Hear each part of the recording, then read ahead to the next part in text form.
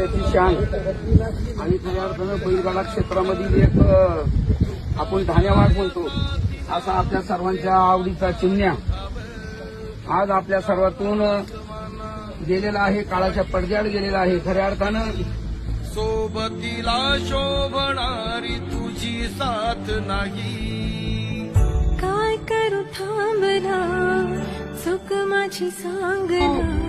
आले देवाजीच्या मनात येते कोणाचे झाले ना. काळाची झडप मोठी होती. जवळजवळ 3, 3.5, 4 महिने चिमण्या ह्या आजाराला मध्ये तोंड देत होता. त्याला धनतेरस होती, सर्वांची दिवाळी गोड झाली. परंतु आपल्या सर्व बैलगाडा मालकांची एक मोठी दिवाळी म्हणून जे धन होतं ते काळाच्या पडद्याआड झालेलं आहे.